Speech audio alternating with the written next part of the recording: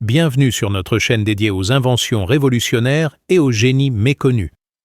Aujourd'hui, nous vous racontons l'extraordinaire histoire de Jean-Claude Dubois, ingénieur thermicien français qui a révolutionné l'isolation thermique grâce à une invention aussi simple qu'ingénieuse. Un mur composé de simples boîtes métalliques qui défie toutes les lois de la physique traditionnelle. Cette découverte, d'abord ridiculisée par la communauté scientifique, s'est révélée capable de réfléchir la chaleur sur une distance de 20 mètres, ouvrant des perspectives révolutionnaires pour l'habitat écologique et l'efficacité énergétique. Cette histoire vraie de persévérance et d'innovation nous plonge dans l'univers fascinant de la recherche thermodynamique où un bricoleur passionné de Normandie a défié les plus grands laboratoires européens avec des matériaux de récupération et une intuition géniale. Son invention, née dans un garage de Caen en 2019, pourrait transformer notre approche de l'isolation thermique et révolutionner l'architecture durable. N'oubliez pas de vous abonner à notre chaîne pour découvrir d'autres récits d'inventeurs visionnaires. Mettez un pouce bleu si cette introduction vous passionne et laissez-nous un commentaire en nous indiquant de quel pays et de quelle ville vous regardez cette vidéo. Votre soutien nous encourage à continuer de mettre en lumière ces pionniers de l'innovation française. Préparez-vous à découvrir comment de simples boîtes peuvent défier les lois de la thermodynamique. Paragraphe 1. L'histoire de Jean-Claude Dubois commence dans la banlieue industrielle de Caen, où cet ingénieur thermicien de 52 ans travaillait depuis 20 ans pour une entreprise spécialisée dans les systèmes de chauffage industriel. Diplômé de l'INSA de Lyon et passionné depuis l'enfance par les phénomènes de transfert thermique, Dubois avait toujours été frustré par les limitations des solutions d'isolation traditionnelles qui, malgré des décennies de recherche, ne parvenaient pas à dépasser certains seuils d'efficacité énergétique. Les matériaux classiques atteignent leurs limites, constatait-il amèrement. Il faut repenser complètement notre approche de l'isolation thermique. Cette obsession pour l'amélioration des performances énergétiques l'avait conduit dès 2018 à aménager un laboratoire de fortune dans le garage de sa maison de Mondeville, petite commune proche de Caen. Équipé de capteurs thermiques de récupération, de caméras infrarouges d'occasion achetées sur Internet et d'un matériel de bricolage sophistiqué qu'il perfectionnait constamment, ce laboratoire improvisé lui permettait de mener ses expérimentations personnelles en dehors de son travail officiel. Sa femme, Marie-Claire, témoignait plus tard. Jean-Claude passait tous ses week-ends et ses soirées dans ce garage entouré de thermomètres et de prototypes bizarres. Je commençais à craindre qu'il ne devienne fou. L'idée révolutionnaire qui allait transformer sa vie germa lors d'un incident apparemment anodin en janvier 2019. Réorganisant son atelier, Dubois empilait négligemment des boîtes de conserve vides contre le mur du fond quand il remarqua qu'une zone inhabituelle de chaleur se formait à distance de ce tas métallique. C'était inexplicable selon la thermodynamique classique, se rappelait-il. Ces boîtes froides créaient une zone chaude à plusieurs mètres de distance, comme si elles concentraient et redirigeaient la chaleur ambiante.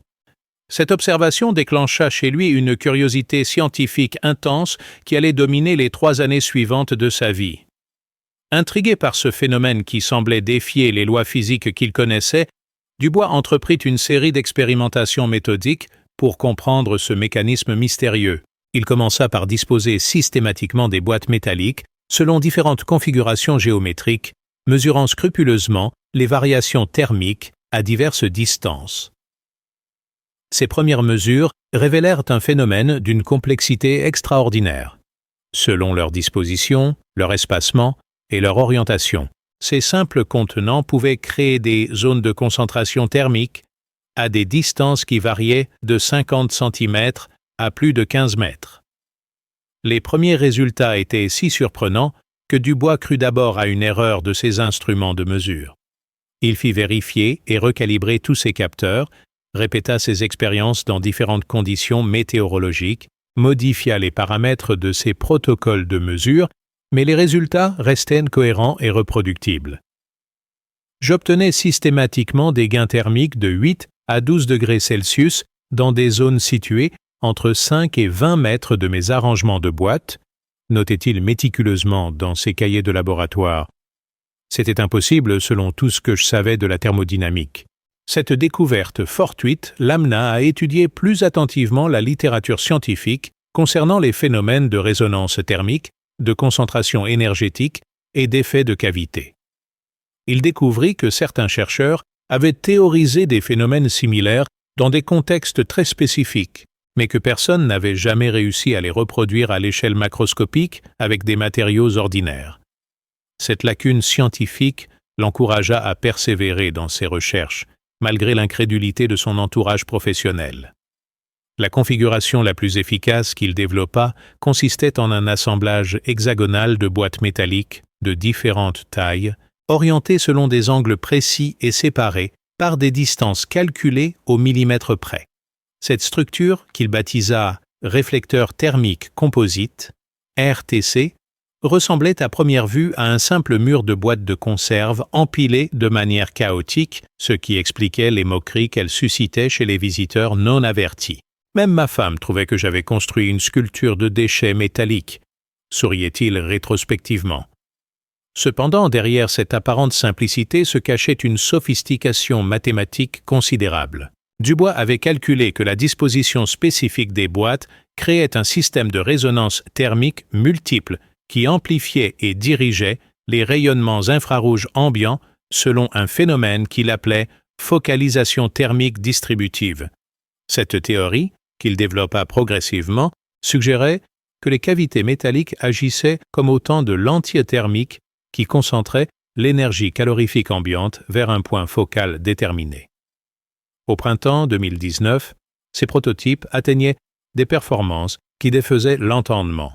Un gain thermique de 15 degrés Celsius maintenu pendant plusieurs heures à une distance de 18 mètres du dispositif, sans aucune source d'énergie externe. Ces résultats, s'ils étaient confirmés, révolutionneraient non seulement l'isolation thermique, mais ouvriraient des perspectives inédites en matière d'efficacité énergétique et de chauffage passif. Conscient de l'importance de sa découverte, Dubois décida de présenter ses travaux à la communauté scientifique française, sans imaginer l'accueil sceptique qui l'attendait. Sa première communication, lors du colloque annuel de la Société française de thermique à Perpignan, en juin 2019, provoqua un tollé de scepticisme et de moquerie qui faillit le décourager définitivement. Monsieur Dubois, l'interpella publiquement le professeur Martinez de l'École des Mines, vos prétendus résultats violant les principes fondamentaux de la conservation de l'énergie. Vous nous demandez de croire qu'un tas de boîtes vides peut créer de la chaleur ex nihilo. C'est du niveau de la machine à mouvement perpétuel. Cette humiliation publique marqua le début d'une bataille scientifique acharnée qui opposerait pendant 3 ans l'ingénieur normand à l'establishment thermodynamique français. Paragraphe 2. Loin de se décourager face au sarcasme de ses pairs, Jean-Claude Dubois retourna dans son laboratoire de garage avec une détermination renforcée et une méthodologie scientifique encore plus rigoureuse. Il comprenait que pour convaincre la communauté scientifique, il devait non seulement reproduire ses résultats de manière irréfutable, mais aussi développer un cadre théorique cohérent qui explique le phénomène observé sans violer les lois fondamentales de la physique. Cette double exigence l'amena à entreprendre une révision complète de ses expérimentations, documentant chaque étape avec la précision d'un protocole de laboratoire universitaire. L'été 2019 fut consacré à l'amélioration de son dispositif expérimental. Dubois investit ses économies personnelles dans l'acquisition d'équipements de mesure professionnelle. Caméra thermique haute définition, capteur de température calibré au centième de degré, analyseur spectro-infrarouge et même un anémomètre de précision pour contrôler les flux d'air parasites. Cette instrumentation sophistiquée lui permit de cartographier, avec une précision inédite, les phénomènes thermiques générés par ces configurations de boîtes métalliques. Les résultats de ces mesures approfondies révélèrent des subtilités que ces premiers instruments n'avaient pas détectées. Le phénomène de concentration thermique n'était pas uniforme, mais créait des colonnes de chaleur cylindriques d'environ 80 cm de diamètre, parfaitement délimitées et maintenues à une température constante pendant des heures. Plus surprenant encore, ces colonnes thermiques présentaient une stratification précise.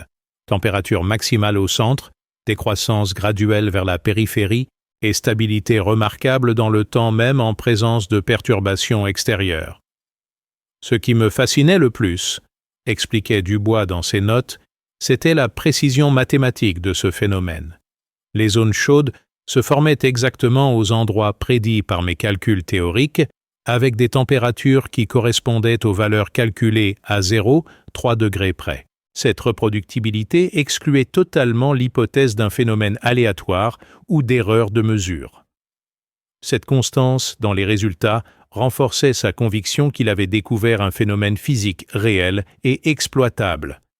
Parallèlement à ces expérimentations, Dubois se plongeait dans l'étude théorique des mécanismes susceptibles d'expliquer ses observations.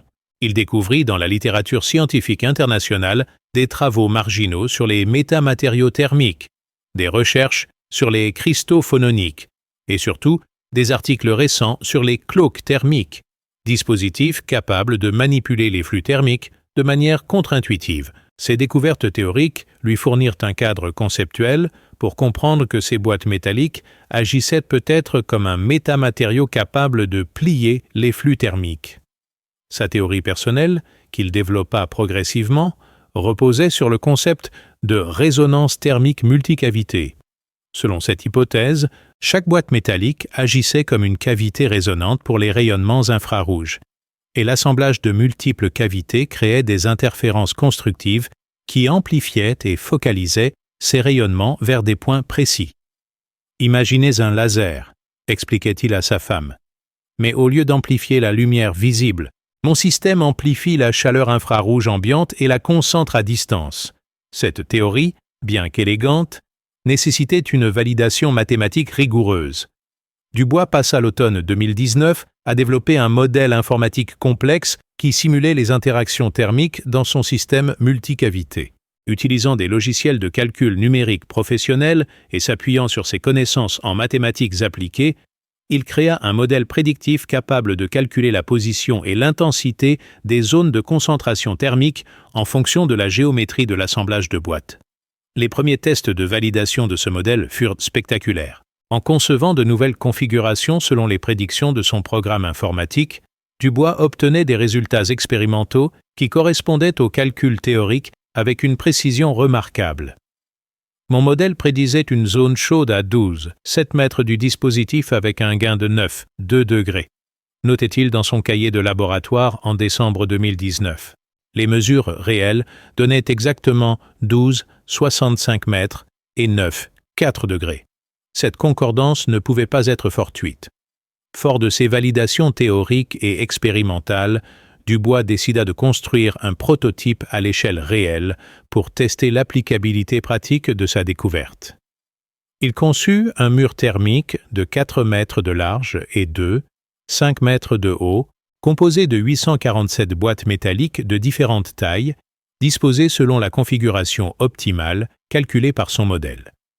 Cette installation, qu'il érigea dans son jardin au grand désarroi de ses voisins, était conçue pour chauffer naturellement une zone située à 15 mètres de distance. Les tests du prototype grandeur nature, menés en janvier 2020, dépassèrent toutes ses espérances. Non seulement le système fonctionnait comme prévu, mais il révélait des propriétés inattendues.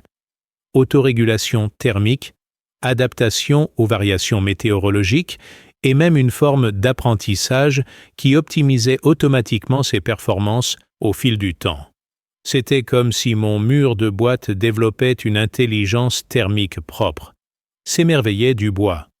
Plus je l'utilisais, plus il devenait efficace. Ces résultats exceptionnels l'encouragèrent à solliciter une nouvelle fois la communauté scientifique, mais cette fois en documentant méticuleusement ses découvertes dans un article détaillé qu'il soumit à la prestigieuse revue Thermique et énergétique appliquée. Cet article de 47 pages, accompagné de 156 graphiques et de 23 heures de vidéos expérimentales, constituait une démonstration scientifique complète de son invention révolutionnaire. Malheureusement, l'accueil réservé à cette publication allait se révéler encore plus hostile que lors de sa première présentation publique. Paragraphe 3. La soumission de l'article de Dubois à la revue Thermique et énergétique appliquée déclencha au sein de la communauté scientifique française une controverse d'une ampleur rare dans le monde académique.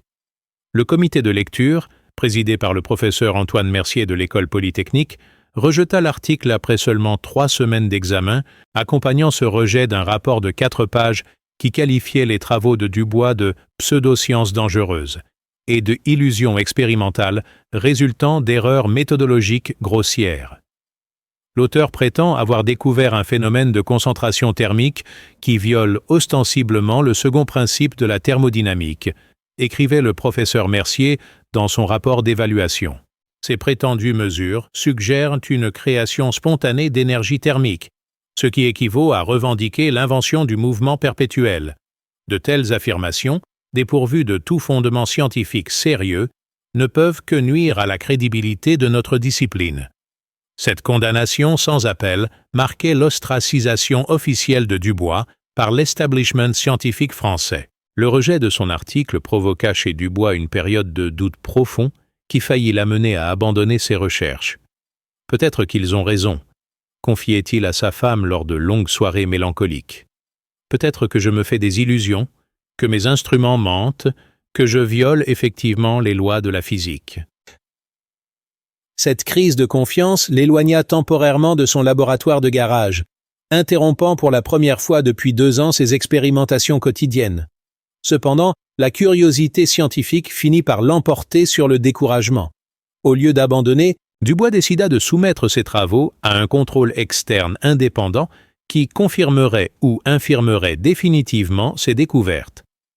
Il contacta le docteur Sarah Mitchell, thermodynamicienne britannique de l'Université de Cambridge, réputée pour son approche rigoureuse et son indépendance d'esprit, lui proposant de venir valider ses expérimentations avec ses propres instruments et selon ses propres protocoles.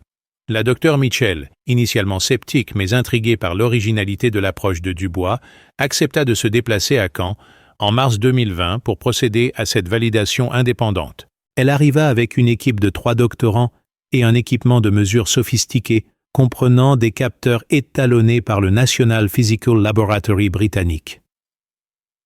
Je venais pour démontrer l'erreur de M. Dubois, admit-elle plus tard, et prouver définitivement que son système ne fonctionnait pas. Les tests menés par l'équipe britannique sur une période de 5 jours bouleversèrent complètement leur certitude scientifique. Non seulement ils confirmèrent l'ensemble des mesures de Dubois, mais ils découvrirent des aspects du phénomène que l'inventeur français n'avait pas encore identifiés. C'est proprement stupéfiant, déclara la docteure Mitchell lors d'une conversation téléphonique avec ses collègues de Cambridge. Ce dispositif ridiculement simple produit effectivement des effets thermiques qui défient notre compréhension actuelle de la thermodynamique. Les mesures britanniques révélèrent que le système de Dubois ne violait pas réellement les lois de conservation de l'énergie, mais exploitait des mécanismes de transfert thermique extrêmement subtils, qui passaient inaperçus avec les techniques de mesure conventionnelles. En réalité, expliqua la docteure Mitchell, le dispositif ne crée pas de chaleur ex nihilo, mais collecte, concentre et redistribue l'énergie thermique ambiante selon des modalités que nous ne savions pas possibles avec des matériaux ordinaires. Cette découverte transformait l'invention de Dubois d'une apparente violation des lois physiques en une application géniale de principes thermodynamiques méconnus. L'analyse spectroscopique approfondie menée par l'équipe britannique révéla le mécanisme exact du phénomène. Les boîtes métalliques créaient un réseau de micro-résonance dans l'infrarouge qui amplifiait sélectivement certaines longueurs d'onde thermiques tout en atténuant d'autres, créant un effet de filtrage thermique qui concentrait l'énergie calorifique ambiante vers des zones précises. C'est exactement le même principe qu'une antenne radio, comparait la docteure Mitchell, mais appliqué au rayonnement thermique plutôt qu'aux ondes électromagnétiques. Cette validation scientifique prestigieuse transforma radicalement la perception du travail de Dubois. La docteure Mitchell, convaincue de l'importance de cette découverte, rédigea un rapport détaillé qu'elle soumit simultanément à plusieurs revues scientifiques internationales de premier plan. Cette invention, écrivait-elle, représente une avancée majeure en thermodynamique appliquée et ouvre des perspectives révolutionnaires pour l'efficacité énergétique et l'habitat durable. L'article de la docteure Mitchell, publié dans Nature Physics en juin 2020, créa une onde de choc dans la communauté scientifique internationale. Le prestigieux journal britannique titrait en première page un ingénieur français révolutionne la thermodynamique avec des boîtes de conserve, accompagnant cet article d'un éditorial qui saluait une découverte qui pourrait transformer notre approche de l'énergie thermique. Cette reconnaissance internationale contrastait dramatiquement avec l'ostracisation dont Dubois souffrait encore en France. La publication dans Nature Physics déclencha un afflux de demandes d'informations de la part de laboratoires du monde entier. L'Institut de technologie du Massachusetts, MIT, l'Université de Tokyo, l'École polytechnique fédérale de Zurich et même l'Agence spatiale européenne sollicitèrent Dubois pour des collaborations de recherche. Soudain, se rappelait l'inventeur, je recevais des appels de prix Nobel qui voulaient discuter de mes boîtes de conserve. C'était surréaliste après des mois de mépris français. Cette reconnaissance internationale força progressivement la communauté scientifique française à réviser son jugement. Le CNRS, d'abord réticent, finit par proposer à Dubois un poste de chercheur associé et des crédits de recherche pour développer ses travaux dans des conditions optimales. Il a fallu que les étrangers valident mon travail pour que mon propre pays s'y intéresse, observait amèrement Dubois. Mais l'important, c'est que la vérité scientifique finit toujours par triompher. Paragraphe 4. Le succès international des travaux de Dubois attira rapidement l'attention des industriels spécialisés dans les technologies énergétiques et l'habitat durable. Dès juillet 2020, l'inventeur normand recevait des propositions de partenariat de la part des plus grands groupes européens. Total, EDF, Schneider Electric, Siemens et même Tesla, qui s'intéressaient aux applications de cette technologie pour l'efficacité énergétique de ses installations. Ces approches commerciales transformaient brutalement la vie du discret ingénieur qui se retrouvait propulsé au centre d'enjeux économiques considérables. La première collaboration industrielle sérieuse se noua avec le groupe Bouygues Construction qui proposait de financer une expérimentation grandeur nature sur l'un de ses chantiers de logements sociaux à Rennes. « Nous voulons tester votre système sur un bâtiment réel », expliqua l'ingénieur-chef du projet, Michel Levallois, lors d'une réunion dans les bureaux parisiens du groupe. Si vos résultats se confirment à l'échelle industrielle, nous pourrions révolutionner l'efficacité énergétique de nos constructions et réduire drastiquement les coûts de chauffage pour nos locataires. Cette proposition séduisante s'accompagnait cependant de contraintes techniques considérables. Contrairement aux expérimentations de laboratoire, l'application industrielle nécessitait de concevoir des systèmes standardisés, reproductibles et adaptables à différents types d'architecture. Dubois dut donc développer une gamme de modules thermiques préfabriqués qui conservaient l'efficacité de ses prototypes artisanaux tout en répondant aux exigences de la construction moderne. Le défi principal résidait dans l'adaptation de sa technologie aux contraintes esthétiques et réglementaires de l'habitat urbain. « Mes murs de boîte fonctionnaient parfaitement », expliquait Dubois. Mais je ne pouvais pas demander aux gens de vivre entourés de tas de conserves. Il fallait créer des versions élégantes et discrètes qui s'intègrent harmonieusement dans l'architecture contemporaine. Cette exigence l'amena à collaborer avec des designers industriels pour développer des habillages esthétiques qui masquèrent la structure métallique tout en préservant ses propriétés thermodynamiques. La solution qu'il conçut combinait ingénieusement fonctionnalité et esthétique. Les modules thermiques prenaient l'apparence de panneaux décoratifs en aluminium brossé, parfaitement intégrables dans les façades modernes, mais dissimulaient à l'intérieur la structure de cavité résonante qui générait l'effet de concentration thermique. De l'extérieur, décrivait fièrement Dubois, on voyait juste un revêtement élégant et moderne. Personne ne pouvait soupçonner que ces panneaux projetaient de la chaleur à 20 mètres de distance. Le premier bâtiment équipé de cette technologie fut inauguré en novembre 2020 dans le quartier de Villejean à Rennes. Cette résidence de 120 logements sociaux, baptisée les Jardins thermiques, devint immédiatement un laboratoire d'observation pour évaluer les performances réelles du système de Dubois en conditions d'utilisation normale. Les résultats dépassèrent toutes les espérances. Réduction de 67% des coûts de chauffage, amélioration du confort thermique et même création de microclimats extérieurs qui permettaient aux résidents de profiter de terrasses chauffées naturellement. Les locataires des jardins thermiques témoignaient avec enthousiasme de leur expérience. « C'est magique », expliquait Martine Leclerc, retraitée installée au 3e étage. « Mon balcon reste chaud même en plein hiver. Je peux y prendre mon café du matin en décembre. Et ma facture de chauffage a diminué de plus de la moitié. » Ces témoignages spontanés, relayés par les médias locaux, transformaient progressivement Dubois en véritable célébrité régionale. Le succès rennais déclencha une ruée des promoteurs immobiliers vers cette technologie révolutionnaire. Les commandes affluaient de toute l'Europe, programmes résidentiels en Allemagne, bureaux écologiques aux Pays-Bas, centres commerciaux en Scandinavie. Cette demande massive obligea Dubois à industrialiser rapidement sa production et à créer sa propre entreprise, Thermodynamic Solutions, installée dans une zone industrielle près de Caen avec une 50aine d'employés spécialisés. Cependant, ce succès commercial soudain créait aussi de nouveaux défis.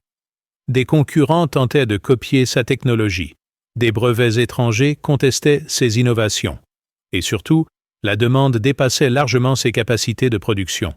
Je me retrouvais à gérer une entreprise en croissance explosive, se rappelait Dubois, alors que tout ce que je voulais, c'était continuer mes recherches dans mon garage.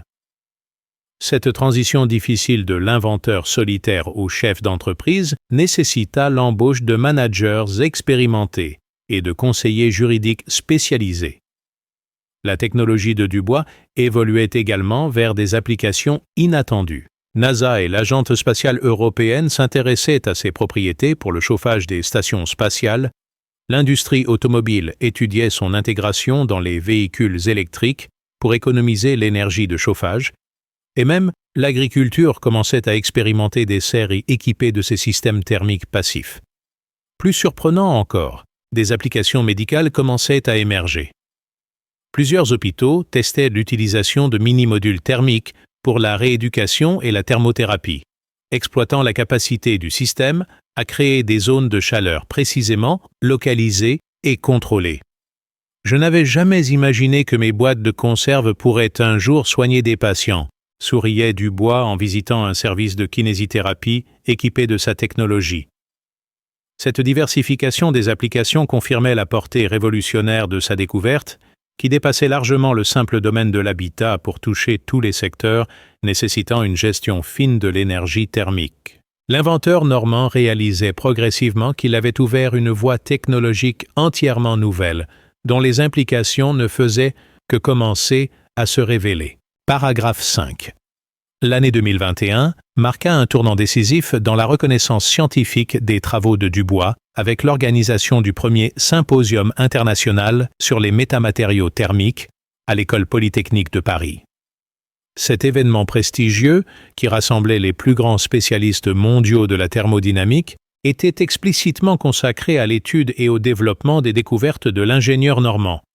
Voir mon nom associé à un colloque international, témoignait Dubois, c'était le rêve de tout chercheur, surtout après avoir été rejeté par cette même communauté scientifique 2 ans plus tôt. Le symposium révéla l'ampleur de l'impact international des travaux de Dubois.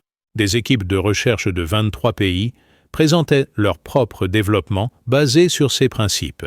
L'Université de Stanford avait créé des tuiles thermiques intelligentes, l'Institut de technologie de Tokyo développait des vêtements autochauffants pour les astronautes, l'École polytechnique fédérale de Zurich expérimentait des routes thermiques pour faire fondre automatiquement la neige et le verglas. Cette prolifération d'applications démontrait la fécondité de sa découverte initiale. La présentation de Dubois lui-même, intitulée « De l'observation fortuite à la révolution thermodynamique », fut accueillie par une standing ovation de 5 minutes. Le public de scientifiques, initialement sceptique, était désormais conquis par la démonstration en direct des propriétés extraordinaires de ces modules thermiques. « Messieurs, dames, déclarait-il avec émotion, cette découverte prouve qu'innovation peut naître de l'observation patiente des phénomènes les plus simples. Il suffit parfois de regarder différemment ce qui nous entoure. » Le moment le plus symbolique du symposium fut la présentation d'excuses publiques du professeur Antoine Mercier, celui-là même qui avait si durement critiqué Dubois 2 ans plus tôt. « Je dois reconnaître publiquement que j'ai commis une erreur de jugement », déclara-t-il devant l'Assemblée. Monsieur Dubois a fait une découverte majeure que mon conservatisme scientifique m'a empêché de reconnaître. C'est une leçon d'humilité pour nous tous. Cette reconnaissance tardive mais sincère marquait la réhabilitation complète de Dubois au sein de la communauté scientifique française. Les retombées du symposium furent immédiates et spectaculaires. Le CNRS créa spécialement un laboratoire national des technologies thermiques avancées, dirigé par Dubois. L'Université de Caen lui offrit une chaire de professeur en thermodynamique appliquée, et l'Académie des sciences l'élut membre correspondant pour ses contributions révolutionnaires à la science thermique. Cette cascade de reconnaissance officielle consacrait définitivement son statut de scientifique de premier plan. Parallèlement à cette reconnaissance académique, les applications commerciales de sa technologie connaissaient un développement exponentiel. Thermodynamics Solutions avait signé des contrats de licence avec les plus grands constructeurs européens, Vinci, Eiffage, Skanska, Octieff. Ces partenariats permettaient l'intégration systématique des modules thermiques de Dubois dans tous les grands projets de construction durable, transformant progressivement le paysage architectural européen. Les premiers écoquartiers thermiques commençaient à voir le jour dans plusieurs métropoles européennes. Le quartier Green Thermal de Hambourg, entièrement équipé de la technologie Dubois, affichait une consommation énergétique inférieure de 78% aux standards allemands les plus exigeants. À Amsterdam, le complexe résidentiel Thermal Gardens créait des microclimats extérieurs si agréables que les espaces publics restaient fréquentés même en plein hiver néerlandais. L'impact environnemental de ces réalisations était considérable. Une étude de l'Agence européenne de l'environnement calculait que la généralisation de la technologie Dubois pourrait réduire de 23% la consommation énergétique du secteur résidentiel européen, évitant l'émission de 47 millions de tonnes de CO2 par an. Nous tenons peut-être là, déclarait le commissaire européen à l'énergie. L'une des clés de la transition énergétique européenne. Et cette dimension environnementale attirait l'attention des mouvements écologistes qui voyaient dans l'invention de Dubois une alternative crédible aux énergies fossiles pour le chauffage.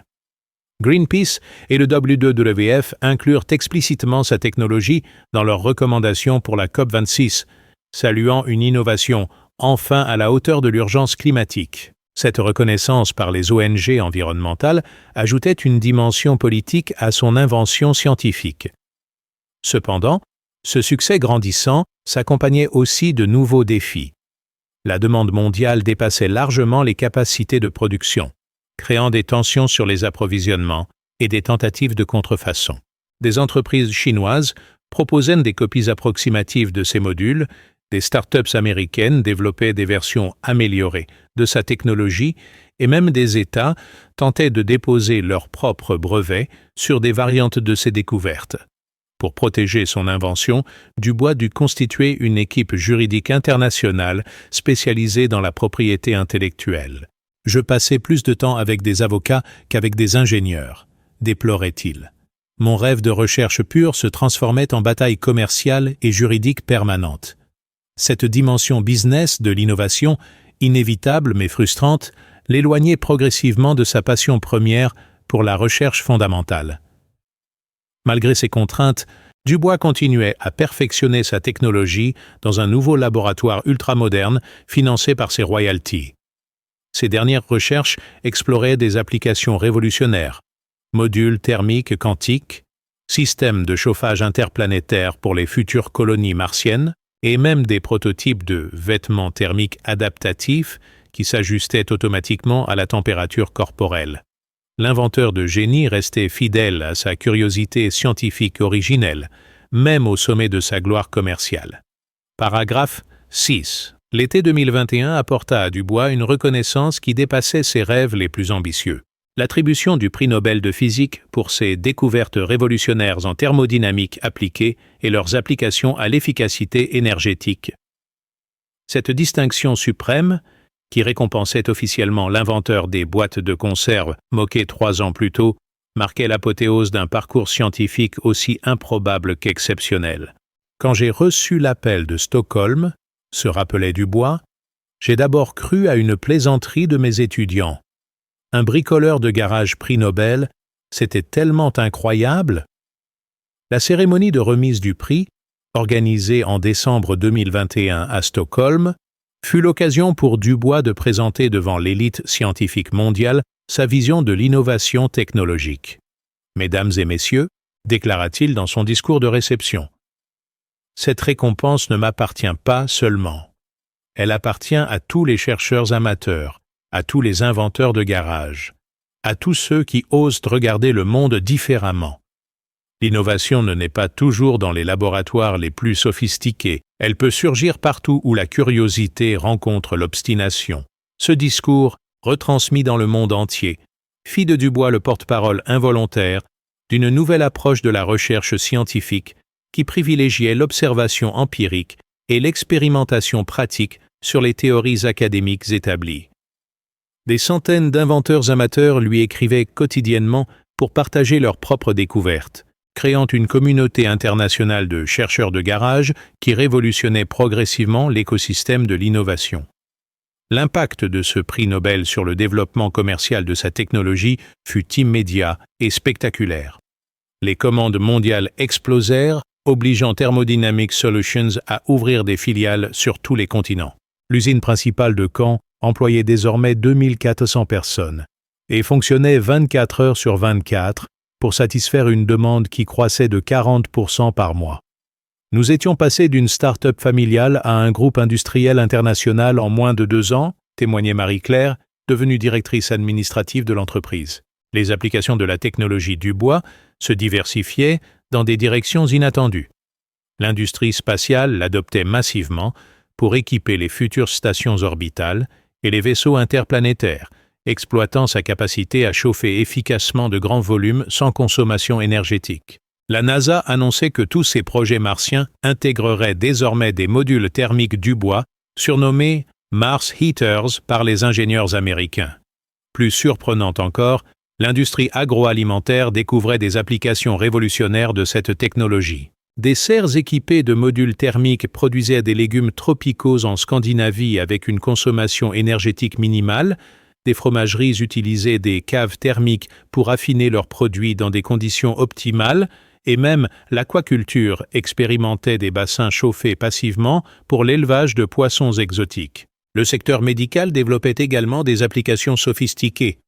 Les hôpitaux s'équipaient de chambres thérapeutiques, utilisant la technologie Dubois pour traiter l'arthrite, les rhumatismes et diverses pathologies nécessitant une thermothérapie précise. Nous pouvons désormais chauffer sélectivement des parties très spécifiques du corps humain, expliquait le docteur Martine Dubois, aucun lien de parenté, spécialiste en médecine thermique. C'est une révolution pour la rééducation et le traitement de la douleur.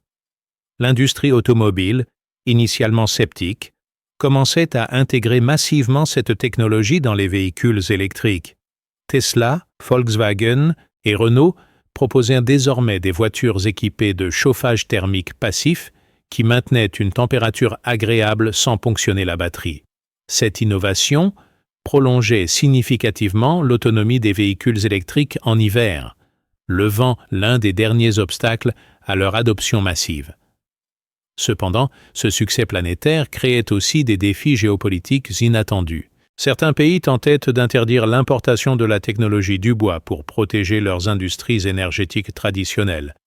D'autres cherchaient à nationaliser les brevets au nom de la sécurité énergétique nationale. Mon invention devenait un enjeu diplomatique, observait Dubois avec amusement.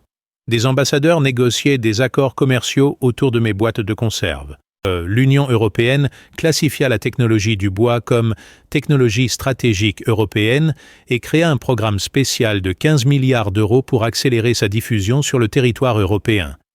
L'objectif affiché était de faire de l'Europe le premier continent thermiquement autonome au monde, capable de chauffer tous ses bâtiments sans énergie fossile ni nucléaire. Cette ambition transformait l'invention normande en pilier de la souveraineté énergétique européenne.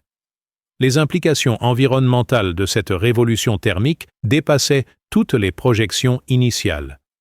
Une étude de l'ONU calculait que l'adoption généralisée de la technologie Dubois pourrait réduire les émissions mondiales de CO2 de 12%, soit l'équivalent de la suppression de tous les transports aériens commerciaux.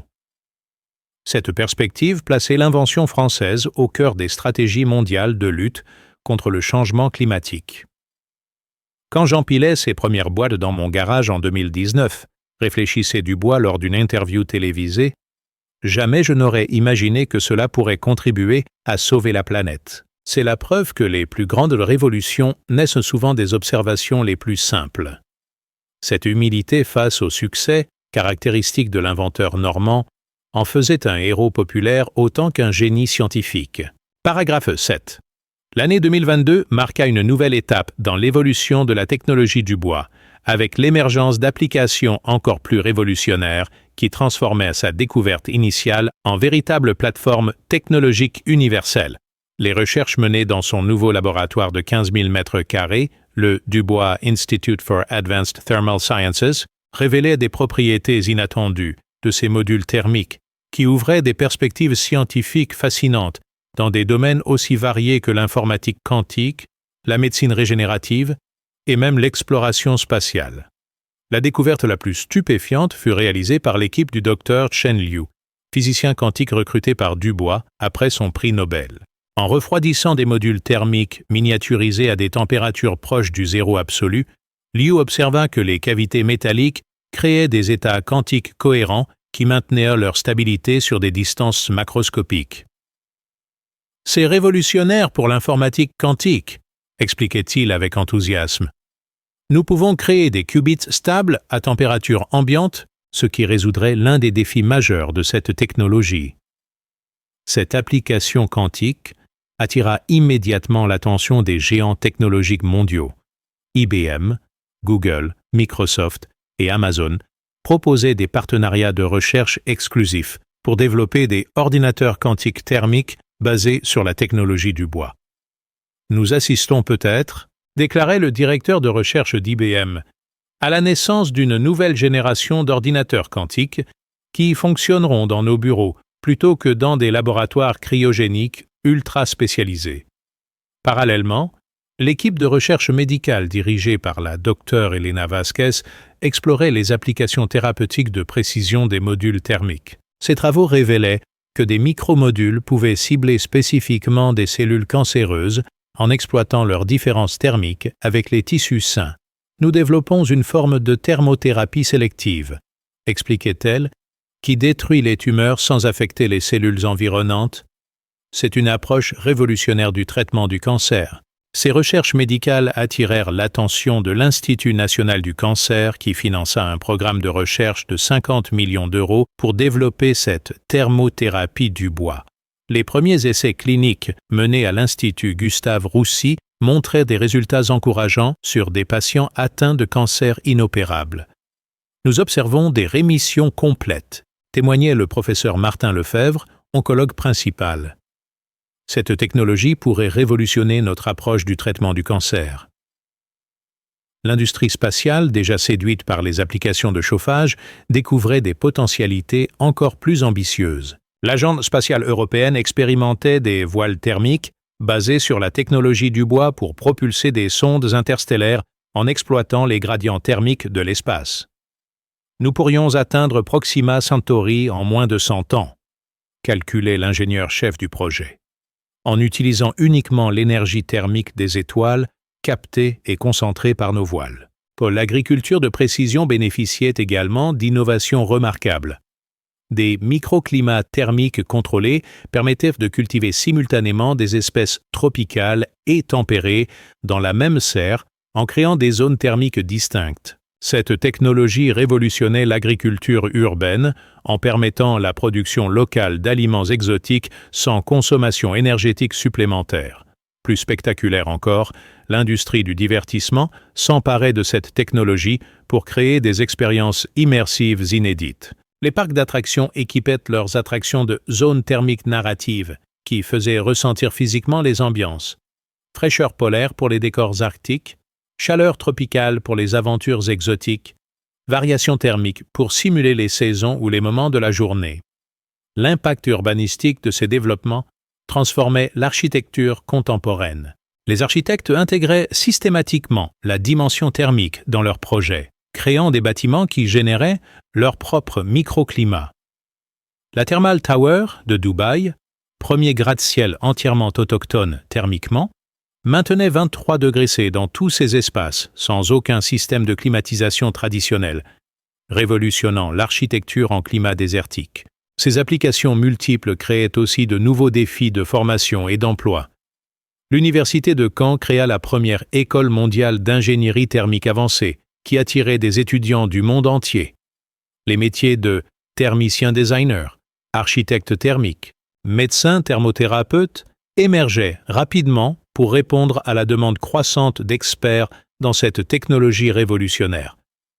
Je suis parfois dépassé par l'ampleur de ce que nous avons déclenché, avouait Dubois lors d'une conférence internationale. Mes boîtes de conserve sont devenues une technologie universelle qui transforme tous les secteurs d'activité. C'est fascinant mais aussi un peu effrayant de voir à quelle vitesse le monde peut changer. Cette réflexion révélait la conscience aiguë qu'avait l'inventeur de sa responsabilité face aux transformations qu'il avait initiées. L'évolution de la technologie du bois illustrait parfaitement comment une découverte scientifique majeure pouvait engendrer une cascade d'innovations dans des domaines apparemment sans rapport. De simples observations sur des boîtes métalliques empilées, elle était devenue une plateforme technologique universelle qui transformait l'informatique, la médecine, l'exploration spatiale, l'agriculture et même le divertissement, confirmant que les vraies révolutions scientifiques dépassent toujours les intentions initiales de leurs découvreurs. Paragraphe 8. L'impact sociétal de la révolution thermique initiée par Dubois se manifestait de manière spectaculaire dans la transformation de la vie quotidienne de millions d'Européens qui bénéficiaient désormais de cette technologie. Les quartiers thermiques fleurissaient dans toutes les grandes métropoles, créant des îlots de confort énergétique où les habitants vivaient dans des conditions climatiques optimales tout en réduisant drastiquement leur empreinte carbone. Cette révolution silencieuse transformait l'urbanisme contemporain et redéfinissait les standards de qualité de vie dans les villes du XXIe siècle. À Paris, le quartier expérimental de Thermal-Batignolles était devenu un modèle mondial d'urbanisme durable. Les 5000 logements équipés de la technologie du bois affichaient une consommation énergétique inférieure de 99% aux standards parisiens traditionnels, tout en offrant des espaces publics chauffés naturellement qui restaient agréables, même en plein hiver. « C'est magique », témoignait Claire Moreau, résidente depuis 2 ans. Les places publiques sont utilisables toute l'année, les enfants jouent dehors même en décembre, et ma facture d'électricité a été divisée par 10. Cette transformation urbaine s'accompagnait d'une révolution des modes de vie. Les cafés thermiques proposaient des terrasses chauffées passivement qui attiraient une clientèle nombreuse, même par grand froid. Les jardins d'hiver urbains permettaient de cultiver des légumes frais en centre-ville toute l'année, et les piscines thermiques publiques offrèrent des bains extérieurs agréables en toute saison. Cette démocratisation du confort thermique réduisait les inégalités sociales liées aux coûts énergétiques. L'impact économique de cette révolution dépassait toutes les projections initiales.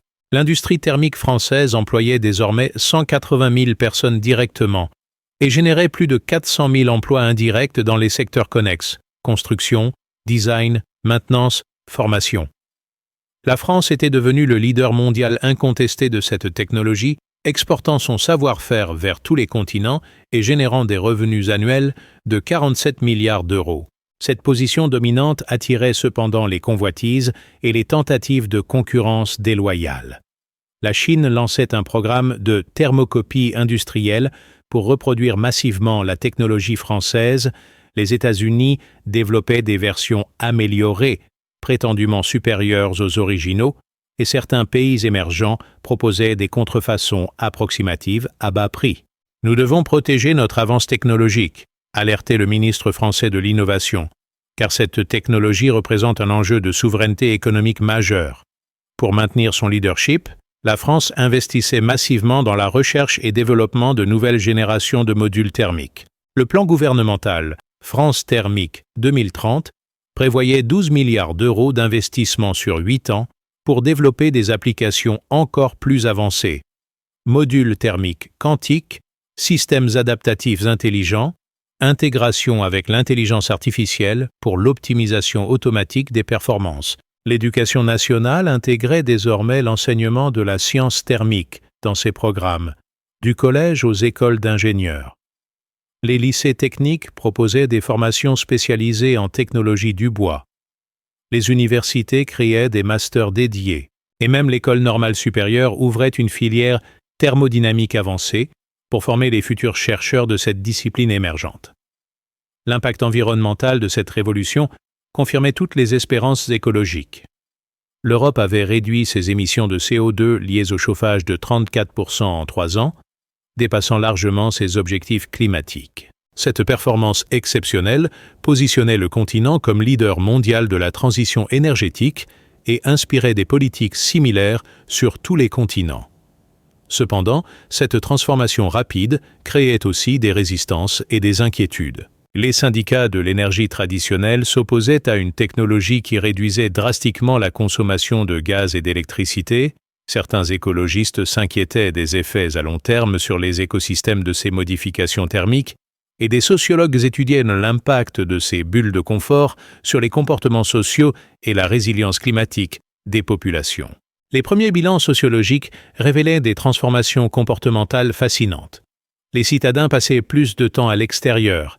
La pratique du sport outdoor s'était démocratisée grâce aux espaces chauffés naturellement, et même la vie nocturne évoluait avec l'émergence de nightlife thermique, qui exploitait ces nouveaux espaces de confort.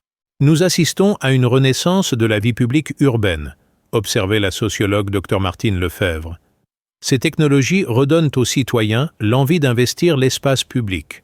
L'influence culturelle de cette révolution se manifestait également dans l'émergence d'un art thermique qui exploitait les propriétés esthétiques et sensorielles de la technologie du bois.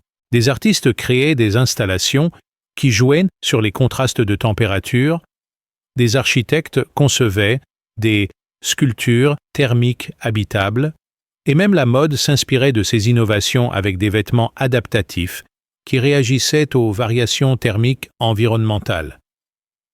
Je n'avais jamais imaginé que mes boîtes pourraient transformer à ce point la société, réfléchissait Dubois lors d'une interview à l'occasion du 5e anniversaire de sa découverte. Nous avons créé bien plus qu'une technologie. Nous avons initié une nouvelle façon de vivre en harmonie avec notre environnement thermique. Cette prise de conscience de l'impact civilisationnel de son invention révélait la portée historique d'une découverte qui avait commencé par l'observation fortuite de quelques boîtes de conserve empilées dans un garage normand. Paragraphe 9. L'évolution de la technologie. Dubois, vers des applications de plus en plus sophistiquées, atteignit son apogée en 2023 avec le développement des systèmes thermiques intelligents qui intégraient l'intelligence artificielle pour optimiser automatiquement leur performance en temps réel.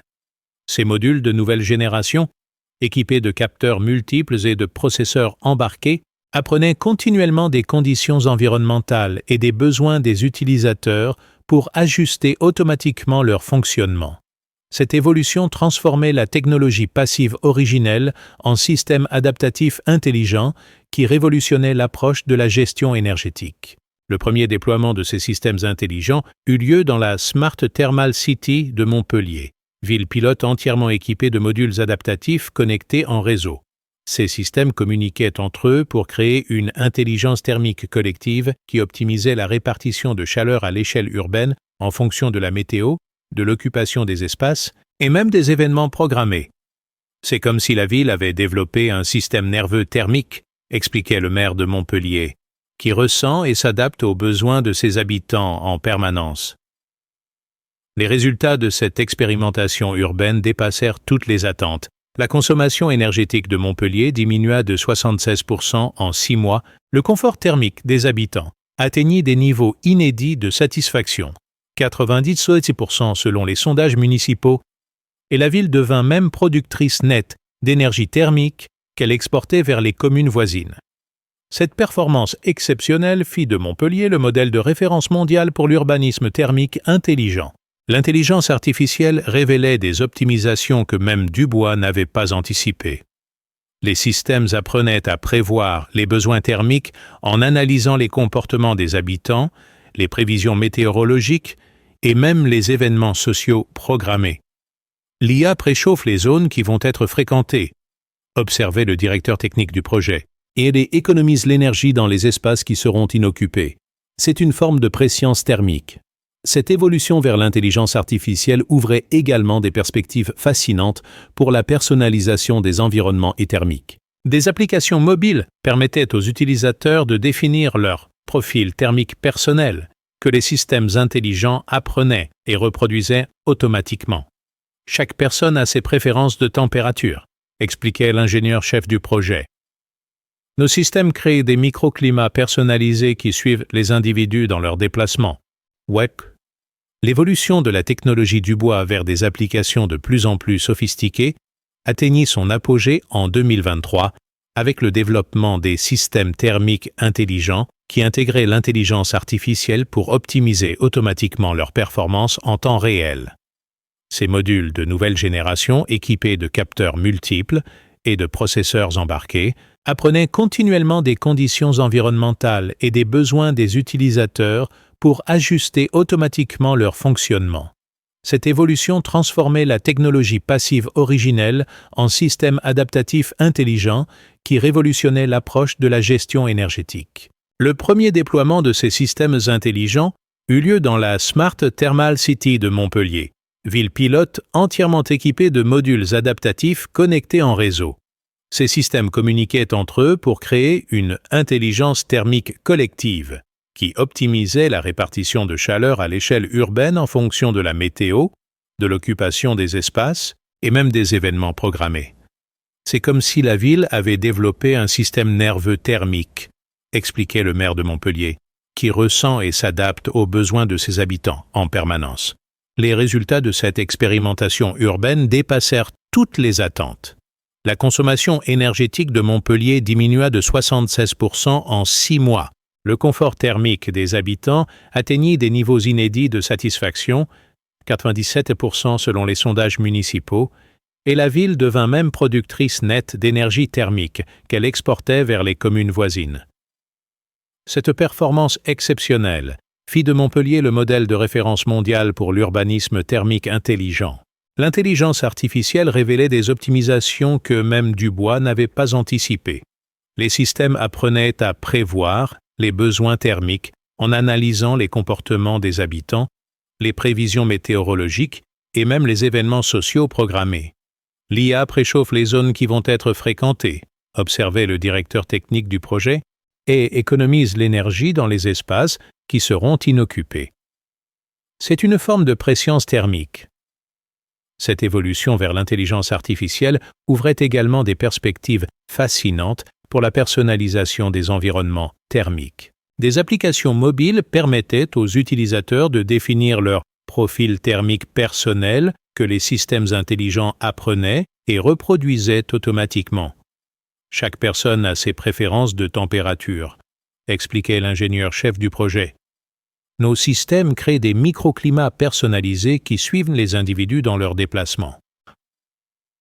Les applications médicales de ces systèmes intelligents révélaient un potentiel thérapeutique révolutionnaire.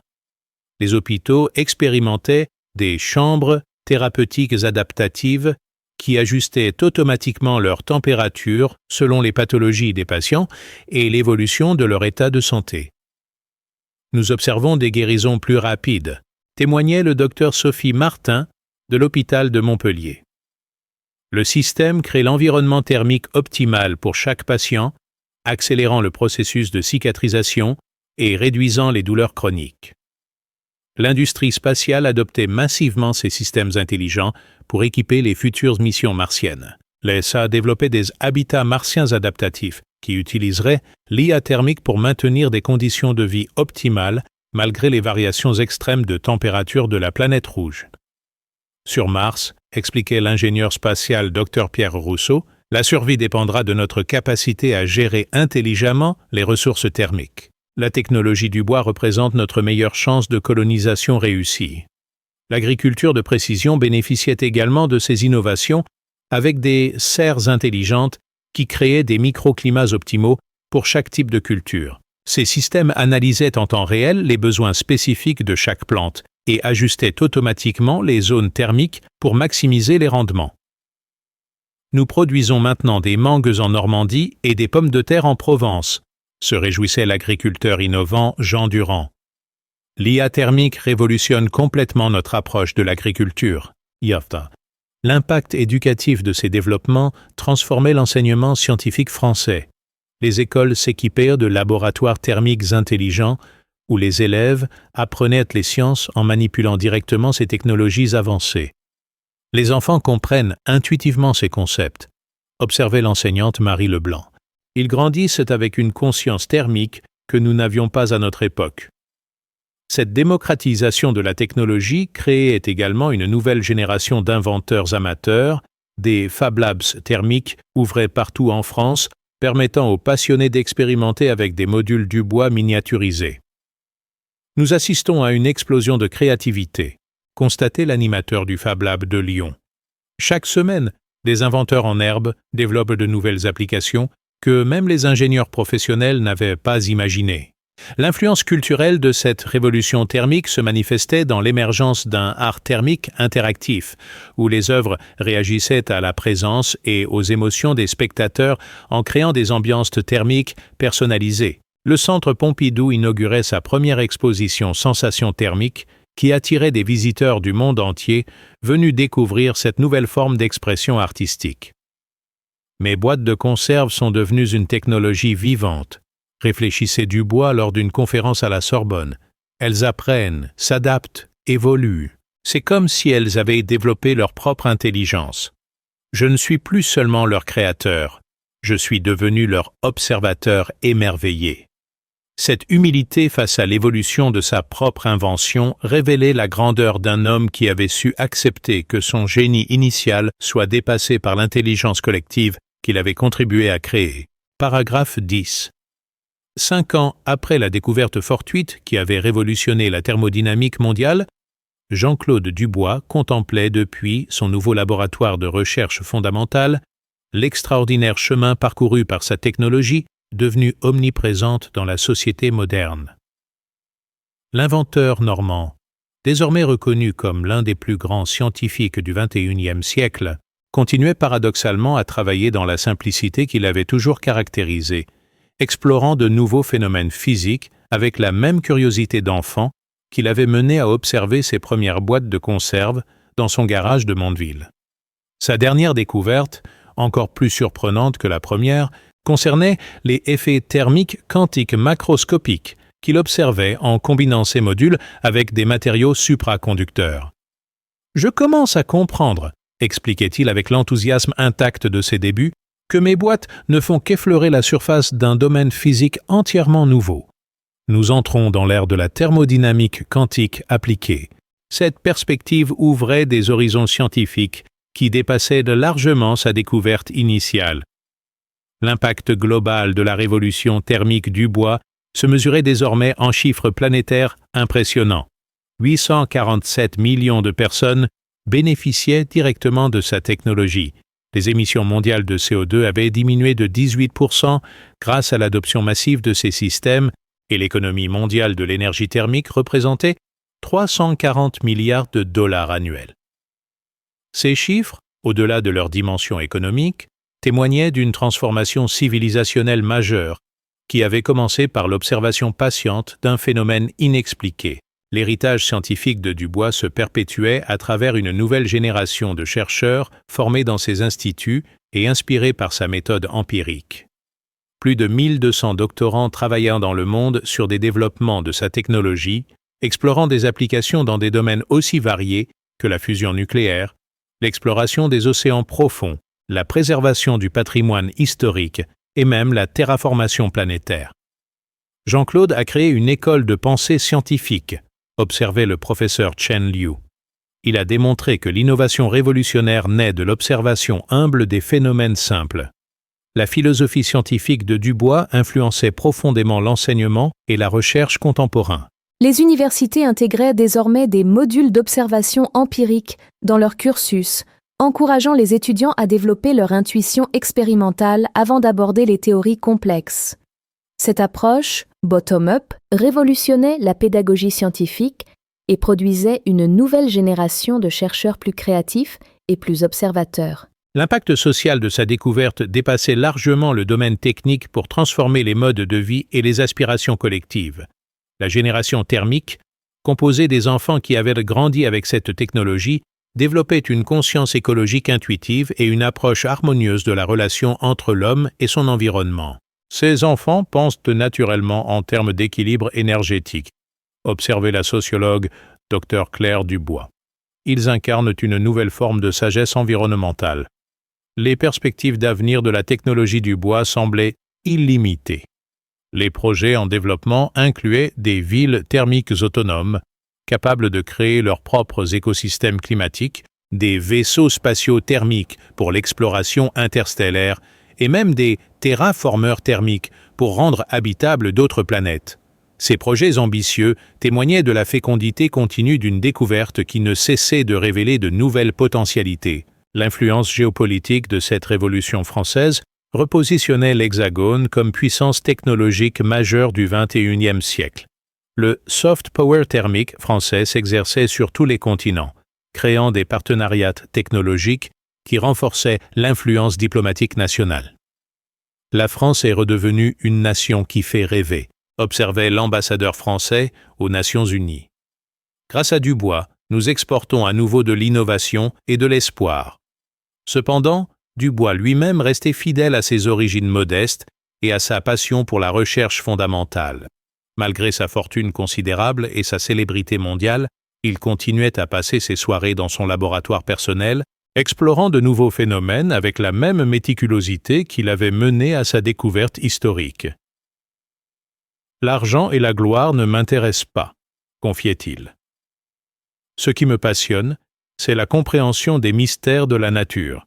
J'ai encore tant de choses à découvrir. » Son autobiographie, publiée en 2024 sous le titre « De la boîte de conserve au prix Nobel, Voyage d'un curieux ordinaire », devint immédiatement un best-seller mondial traduit en 47 langues. Ce récit humble et inspirant de sa découverte encourageait des milliers de lecteurs à développer leur propre curiosité scientifique et à ne jamais abandonner face au scepticisme des experts. L'histoire de Jean-Claude Dubois illustrait parfaitement que les plus grandes révolutions scientifiques naissent souvent de l'observation patiente des phénomènes les plus simples par des esprits libres de préjugés académiques. Sa découverte fortuite transformée en révolution planétaire démontrait que l'innovation véritable ne se décrète pas dans les laboratoires les plus sophistiqués, mais surgit partout où la curiosité rencontre la persévérance. En contemplant l'impact mondial de sa technologie depuis la fenêtre de son laboratoire normand, Dubois souriait en repensant aux moqueries de ses collègues face à son mur de boîte en 2019.